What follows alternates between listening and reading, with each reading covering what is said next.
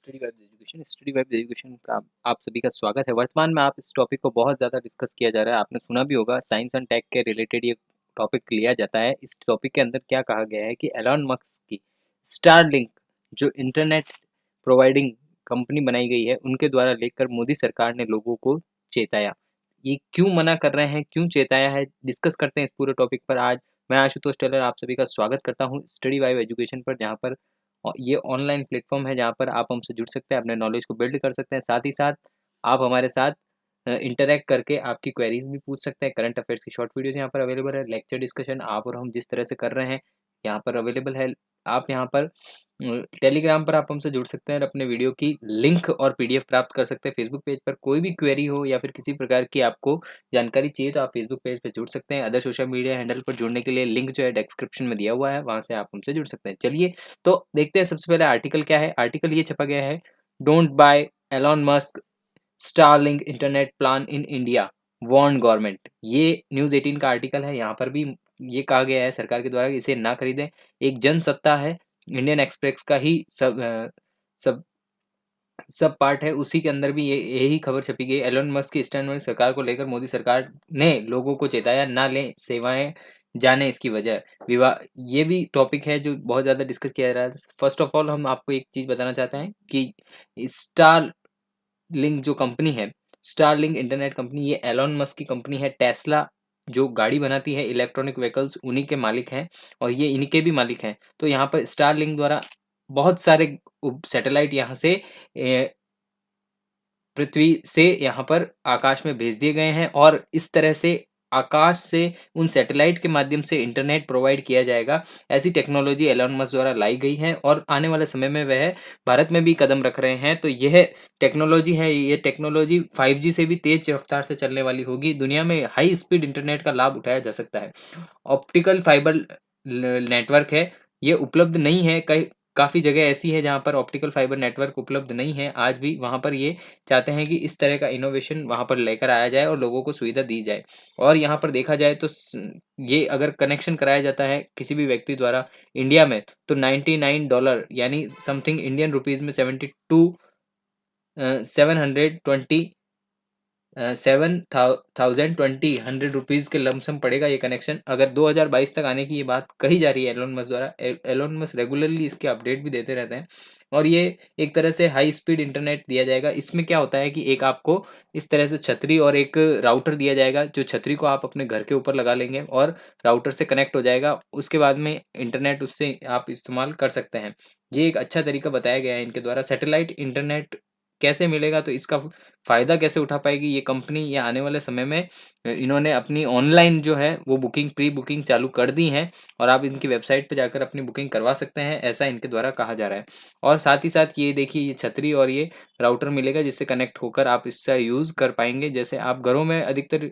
और यहाँ पर क्या है कि एलोन मस्क की कंपनी ने थाउज़ेंड्स, अरबों, थाउज़ेंड, हंड्रेड ऐसे सैटेलाइट्स अभी तक अ, आकाश में छोड़ दिए गए हैं और कुछ सैटेलाइट गिर भी चुके हैं विद क्रैशेस।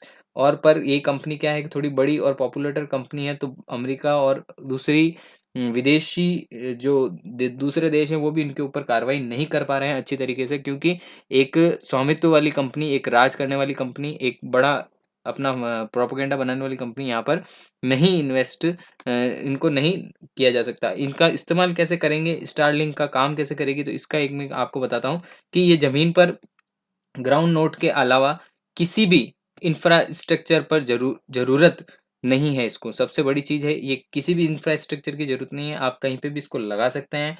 पहाड़ी पे, दूर-दराज इलाकों में आसानी से इसमें सुविधा मिल जाएगी, ऐसा इनके द्वारा कहा जा रहा है। स्पेक्ट्रम की लड़ाई नहीं है, क्योंकि मिलीमीटर में यहाँ पर लाइट जो है, सिग्नल्स हैं वो आएँगे, ऐसा इसमें कहा गया है। हाई बैंडविड्थ कवरेज, क्योंकि इसमें मिलीमीटर वेव्स यहाँ पर इस्तेमाल होगी, ऐसा इनके द्वारा कहा गया है। स्टारलिंक का जो स्पीड मैं बता सकता हूँ, समथिंग 50 एमबीपीएस पर से लेके 150 एमबीपीएस तक यहाँ पर बीच में बताई जा रही है। इंटरनेट अभी भारत सरकार से इन्होंने अनुमति नहीं ली है, और जब तक भारत सरकार में इंटरनेट सर्विस प्रोवाइडर के स्थान पर आप अनुमति नहीं लेंगे, तब तक ये भारत सरकार इस इंटरनेट को इस्तेमाल करने नहीं देगी।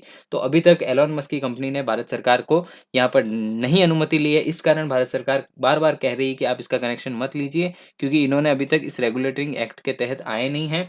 ये जब आएँगे तो ये सर्विस प्रोवाइडर कंपनी कुछ पैसा यहाँ पर भारत सरकार को देना होगा इस सर्विस को देने के लिए, और वह लोगों से जो पैसा लेते हैं, जैसे भारत में अभी इंटरनेट ज़्यादा हाई स्पीड से देने में एयरटेल हुआ, जियो फाइबर हुआ, ये सारी कंपनियां अभी तक चल रही हैं, तो वह नियमित रूप से भारत सरकार को यहाँ पर कुछ ना कुछ यहाँ पर पैसा देती है, और उनसे अनुमति के साथ ही इन्हें इंटरनेट प्रोवाइड कर पा रही है। साथ ही साथ भारत सरकार जब चाहे कहीं भी इंटरनेट बंद कर सकता है, ये भारत सरकार की अनुमति है, अनुमति पर ही होता है। तो ये सारी चीज़ें यहाँ पर कही गई है, और इंटरनेट में एलोन मस्क का यहाँ पर जब तक वह स्वयं उनकी कंपनी द्वारा जब तक यहाँ पर भारत सरकार के अंदर अपना रजिस्ट्रेशन नहीं कराया जाएगा, तब तक इस इंटरनेट को आप यूज़ नहीं कर पाएँगे।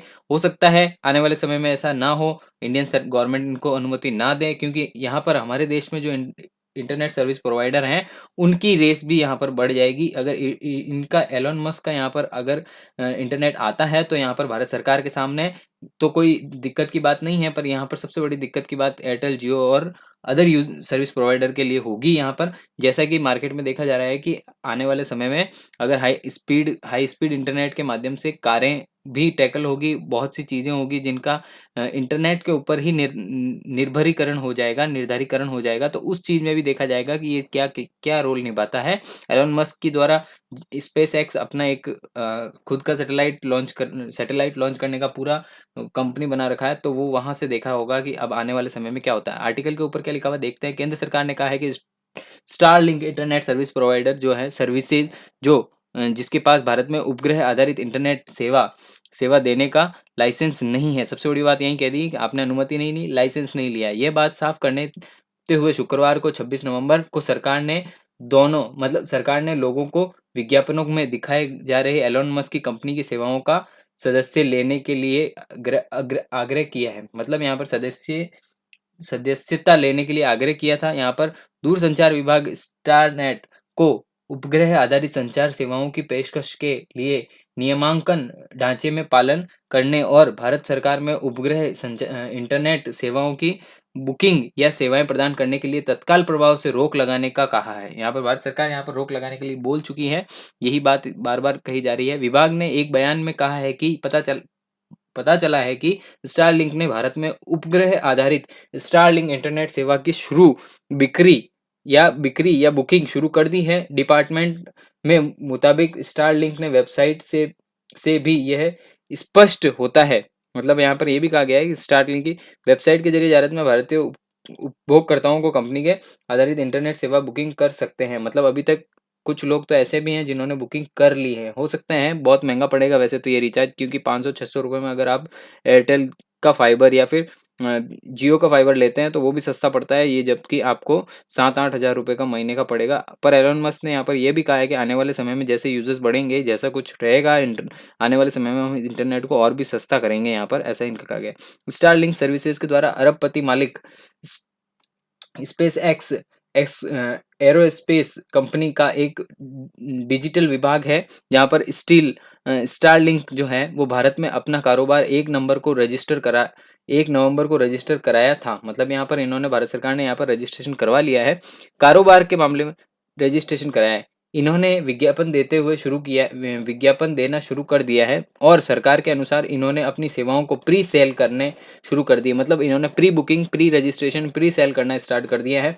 साथ ही साथ समाचार एजेंसियों के मुताबिक राइट्स ने जब इस ईमेल पर इस पूरे मामले के बारे में स्टारलिंक से संपर्क किया तो जवाब आया, अभी के लिए कोई टिप्पणी नहीं है।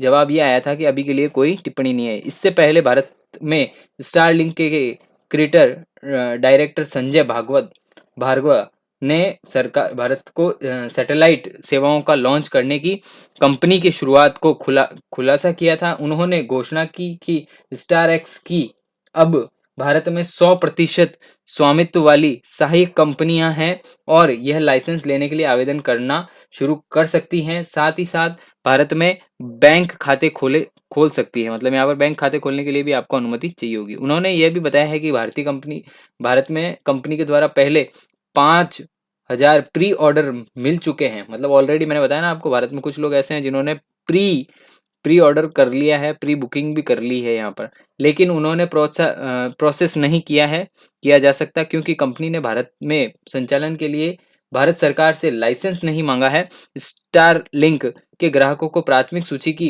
हिस्सा बनाने के लिए $99 अर्थात ₹7,350 यहाँ पर जमा कराने का शुल्क लिया गया है। यहाँ पर अगर सेवाएं सक्रिय रही तो राशि मासिक शुल्क के विरुद्ध समायोजित की जाएगी। मतलब यहाँ पर अगर सेवाएं अगर कंटिन्यू रहेगी तो समायोजन भी कर दिया जाएगा, मतलब कम भी करा जा सकता है। भार्गव ने इस सजा करते हुए कहा है कि स्टारलिंक उस ग्रामीण निर्वाचन क्षेत्रों के साथ काम करेगा जहां पर 100% बैंडविड्थ के इच्छुक हैं। मतलब कंपनी इच्छुक है 100%। कंपनी की योजना यह है कि इसे सैटेलाइट बेस्ड जो यहाँ पर ब्रॉडबैंड द्वारा सेवाएं प्रदान की जाए, ये इनका सबसे बड़ा उद्देश्य यहाँ पर रखा गया है। और साथ ही साथ उन्होंने जिन क्षेत्रों तक आज तक मुमकिन नहीं हुआ है, वहां तक इनको सेवाएं प्रदान करने की कोशिश रहेगी, ऐसा इनके द्वारा। बता दें कि दुनिया भर में जो टेलसी टेस टेसी कम विलंब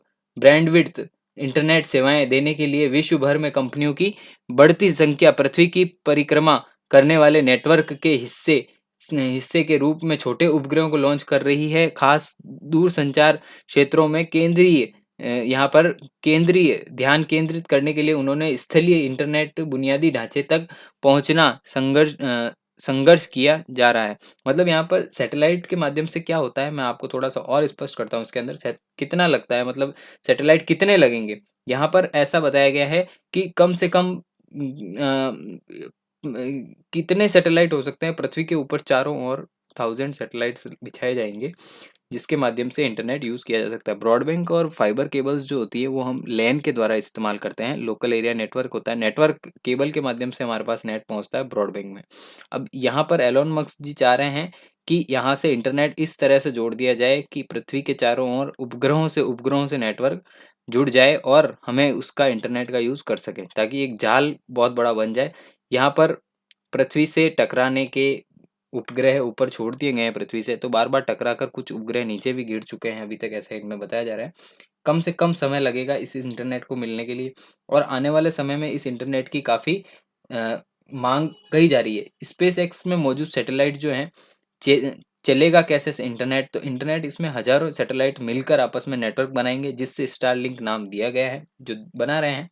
हालांकि यहाँ पर इस समय में 1800 सैटेलाइट लॉन्च कर चुकी है ये कंपनी, और ग्लोबली स्टारलिंक नेटवर्क तैयार कर लिया गया है। और आने वाले समय में अमेरिका, कनाडा, यूके समेत 14 देशों के अंदर बीटा बीटा टेस्टिंग के लिए जारी लोगों को इस्तेमाल करेगा। मतलब आने वाले समय में ऐसा कहा जा रहा है कि इस्तेमाल किया जाएगा टेस्टिंग के लिए।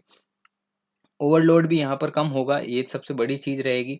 और ये सारी सुविधाएं आपको मिलेगी अगर आप इसका इस्तेमाल करेंगे। तो आने वाले समय में टेस्ला अगर यहाँ से लाइसेंस ले लेता है तो आप सभी को इसका इस्तेमाल करना होगा, किया जा सकता है। Thank you so much for watching, have a great day. Jai Hind, Jai Bharat. मिलते हैं अगली वीडियो में। Bye bye, take care. और कोई क्षमा चाहता हूँ अगर कुछ ही वर्ड में बोलने में गलती हुई है तो मेरी तरफ से, या किसी को बुरा लगा हो। Thank you so much.